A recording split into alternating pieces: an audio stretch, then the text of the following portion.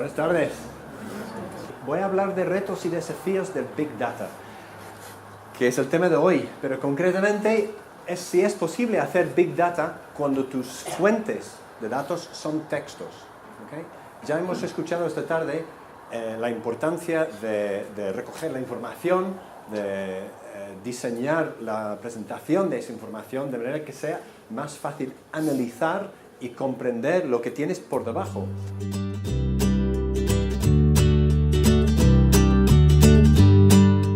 Hablando de Big Data, ha dicho Macarena que es estrategia cuando es arriba, ¿vale? Y cuando es abajo, ha hablado de táctica y de microtáctica, ¿vale?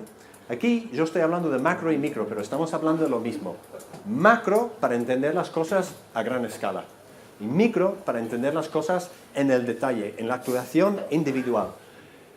Carrefour, ¿están recogiendo muchísima información sobre nuestras compras? Sí, ¿a que sí? Pueden hacer el análisis desde arriba y también pueden hacer la acción hacia abajo, y eso es fundamental, ¿okay? Entender y analizar desde arriba, pero actuar en el micro. El censo de los Estados Unidos, pues tiene las dos cosas. Saben a nivel individual, aunque a lo mejor no con nombres y apellidos, pero saben a nivel individual información sobre una persona. Y también lo pueden ver en el macro. Pero Google Maps solo te lo muestra en el micro, que no quiere decir que Google no tenga la información. Lo que pasa es que la interfaz de Google Maps te permite hacer el micro de manera espectacular, pero el macro no. Wikipedia Madrid. Si haces una búsqueda en la Wikipedia sobre la palabra Madrid, te va a dar una página que te da mucha información macro y nada de micro, por supuesto. No te dice quiénes son las personas que viven en Madrid, ¿a que no?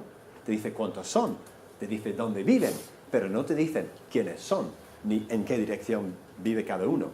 Entonces, hay datos que son macro y micro, pero también los hay que son solo macro y son solo micro. Entonces, cuando es digital, cuando no estamos hablando de libros físicos, ¿cómo podemos realizar macro y micro? Es decir, ejemplo típico de lo que queremos en una base de texto, tenemos 1 millón de artículos. ¿Cuántos de esos artículos hablan de deportes? ¿Y cuántos de estos hablan de natación en Madrid? ¿Okay? ¿Y dónde está el artículo sobre la carencia de infraestructura en Madrid para la natación competitiva? Eso es un micro, eso es la búsqueda, llegando al particular, mientras el otro es teniendo una visión un poco más global. ¿Okay? Esto es el problema que tenemos nosotros todos los días. Cuando intentas buscar en texto, usando la lógica de Boole, ahí, M&M's, deportes, te dice 400.000. ¿Okay? Te cuenta el número de instancias en que tienes la palabra deportes en tu base de datos. Pero no es deporte. No es deporte, punto. Es deportes. Si buscas natación, te encuentra 2.580. Si buscas natación Madrid, 655. Pero los datos son engañosos, ¿vale? No nos están diciendo lo que pensamos que nos están diciendo.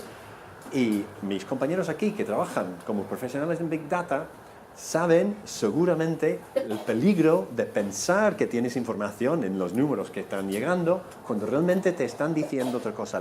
El deseo de que sea una cosa supera la disciplina de decir me lo está diciendo o no. Y otro ejemplo, natación en Madrid, Madrid la natación, Madrid natación, mira cómo cambian los números. ¿Okay? Si quieres analizar lo que tienes, es casi imposible contando palabras y buscando palabras. Casi imposible.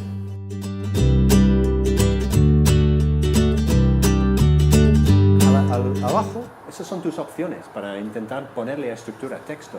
¿Se ve atrás? No. ¿En el que tenemos aquí al lateral se ve? Okay. Entonces, a la izquierda, inteligencia artificial. Una máquina que simplemente trabaja y aprende. Digamos en el centro, ontología, es decir, darle estructura a datos que tienes de texto. Y a la derecha, tagging manual. ¿Okay?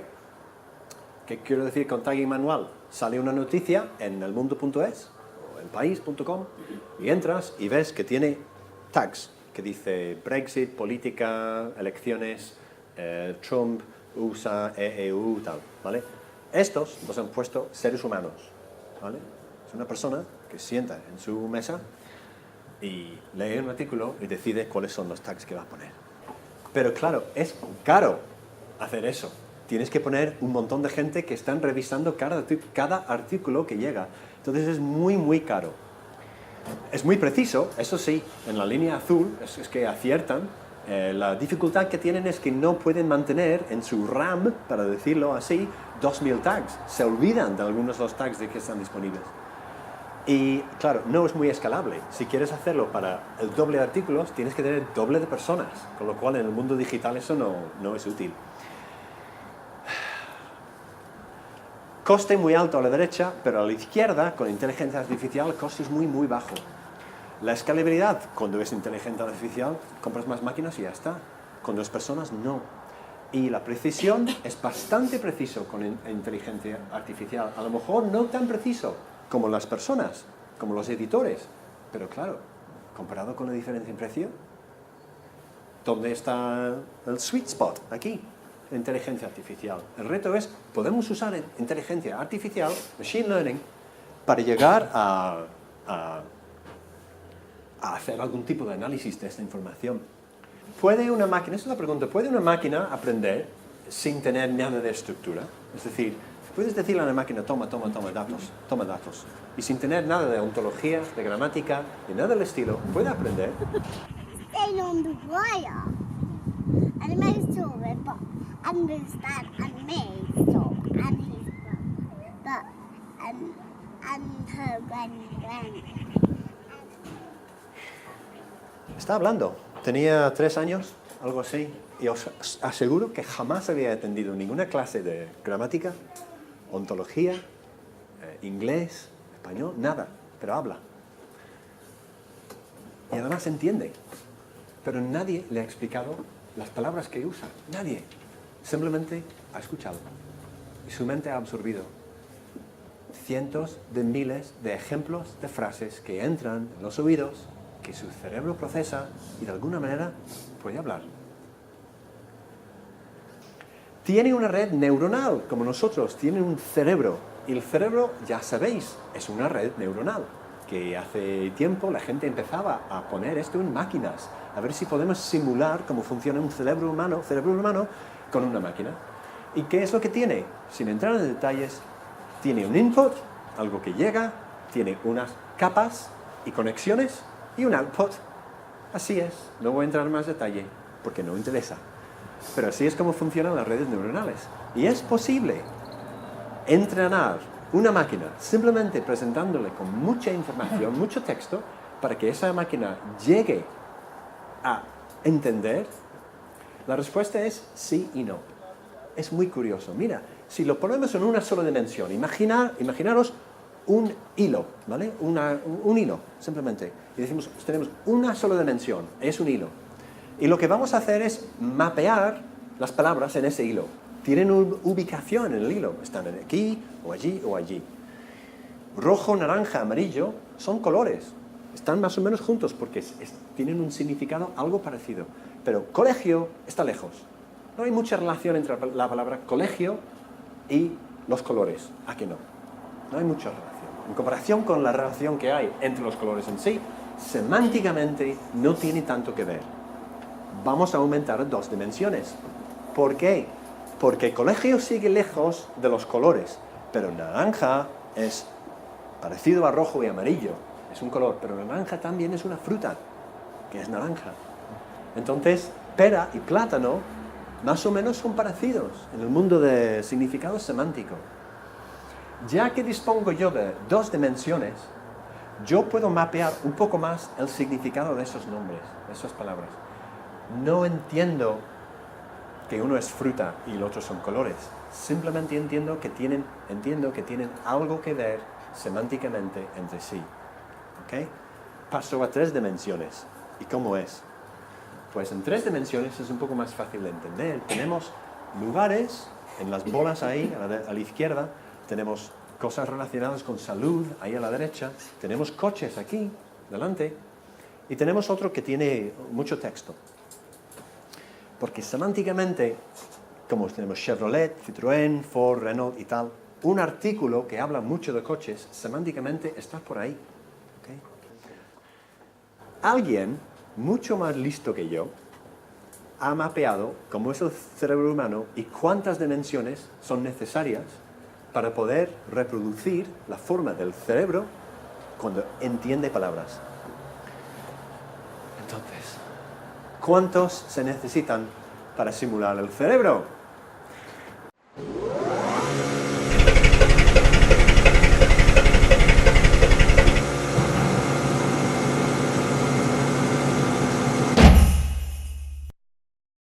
Y 300 es el número de capas en una red neuronal que se necesitan para poder simular a la perfección el cerebro humano para entender el significado de palabras.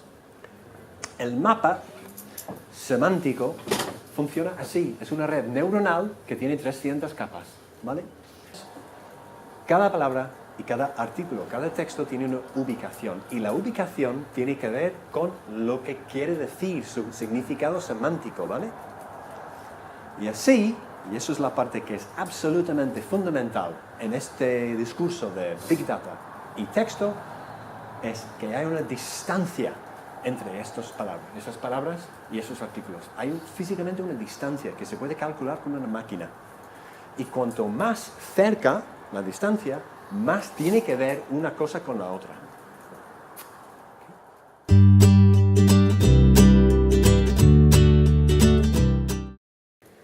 Pongo noticias TVE y lo que me devuelve son artículos que tengo en la base de datos con el título del artículo más el contenido del artículo más, y eso es la parte que es absolutamente fundamental, el score, ¿vale? La distancia semántica entre ese artículo y lo que yo pongo ahí arriba para mi búsqueda. Primer uso, búsqueda semántica. Eso te ayuda en el micro. Cuando estás buscando cosas en el micro, es un motor de búsqueda que a lo mejor no aciertas con noticias. Por ejemplo, a lo mejor dicen telediario.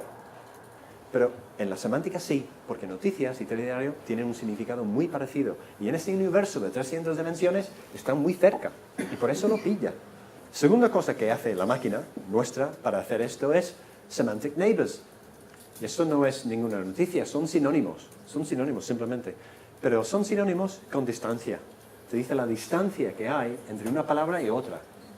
Y eso tiene mucha necesidad de interpretación cuando estás hablando de grandes bases de datos de texto. Y la tercera, que es a donde llegamos con la presentación, la key de la cuestión, la clave, es esta. Occurrences lo llamamos. Y lo que hace occurrences es, con el término que tienes de la búsqueda, te dice, dame un umbral. Vamos a hablar, eso habla de decimales, pero podemos hablarlo en porcentajes. 50%, donde la cercanía está por encima del 50%. Porque mejor sale Zoe. ¿Y por qué? Porque esto estaba sacado cuando todo el tema de las elecciones aquí en España, con lo cual había muchísimo escrito y artículos sobre Zoe. Curiosamente, PP sale menos. No creo que tenga PP aquí, sale menos. Y ahí es donde hablamos antes del peligro de los datos, ¿vale? Del peligro. ¿Tiene algún significado que PP salga menos? No. No quiere decir que hay necesariamente menos importancia con PP en comparación con Zoe. Lo que quiere decir es que tiene menos artículos acerca de la palabra PP que lo que tiene acerca de la palabra Zoe, ¿vale? Pero claro, sabe que semánticamente las dos palabras son parecidas, están hablando de partidos políticos. Y eso es lo que puedes conseguir con Machine Learning. Si te metes en la parte del centro, ontología, semántica, estructura y tal, empiezas a tener más inteligencia en las máquinas. Pero para estos fines, para Big Data, no es necesario. Para ir contando cuánto tienes sobre un asunto, no es necesario. Chupa datos de cualquier fuente de datos, los indexa dentro de su sistema semánticamente, y después tú haces tus consultas a la tarjeta y de esas consultas puedes dibujar tu Big Data. ¿Okay? Una cosa que es muy chula de la tarjeta es que es hiper rápida. Nosotros hacemos una búsqueda sobre 1 millón de artículos en 70 milisegundos, pero eso significa que puedes hacer muchas más cosas, por ejemplo, análisis en tiempo real. ¿Okay? Eso es absolutamente fundamental. El índice se actualiza en tiempo real, cada vez que añades un artículo automáticamente salen los resultados. Y en este caso lo que estamos viendo es cómo evoluciona a lo largo del tiempo distintos conceptos en la base de datos. MasterChef Junior, que se estaba hablando mucho en el periodo cero y que ya se hablaba menos a lo largo del tiempo. Natación, que ya empezaba a aumentar, estamos hablando de las Olimpiadas, y la palabra problema, pues más o menos igual, no tiene una evolución interesante a lo largo del tiempo. Esto puede ser sumamente útil para alguien que quiere saber cuál es la reacción de Internet sobre una noticia, por supuesto.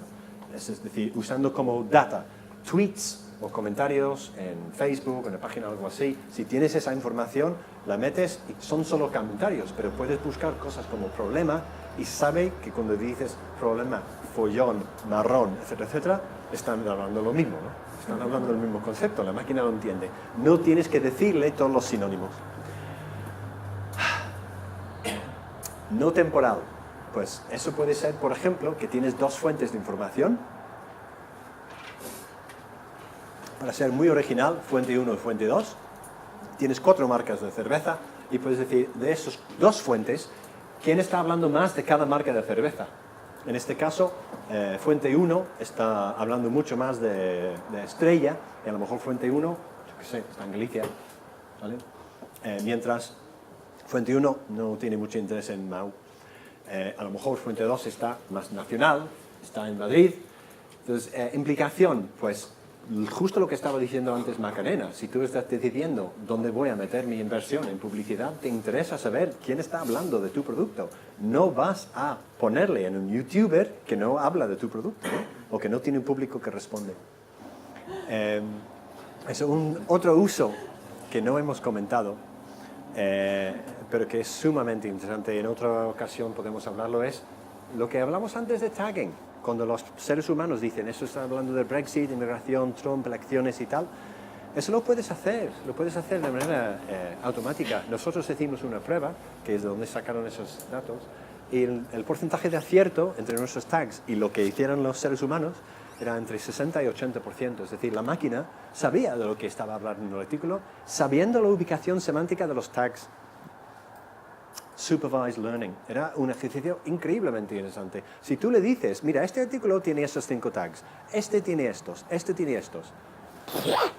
Y después dices, vale, ¿este artículo qué tags me das? Te da los tags, dice, ¿y qué tags me dio el ser humano? Y dices, wow, son casi iguales. Y mucho más interesante los que coinciden, los que no coinciden. Dices, pero ¿por qué no puso Brexit cuando está hablando de Brexit? Y la respuesta es que los seres humanos manejamos una cantidad de información en el cerebro a corto plazo, como nuestro RAM, muy reducido, mientras una máquina puede tener todo, absolutamente todo a la vez. ¿Okay? La respuesta a la pregunta que hice al principio, ¿se puede hacer Big Data cuando tu fuente de datos son textos? La respuesta es yes, we can. Ya está. Ahí tenéis mis datos. Si alguien quiere.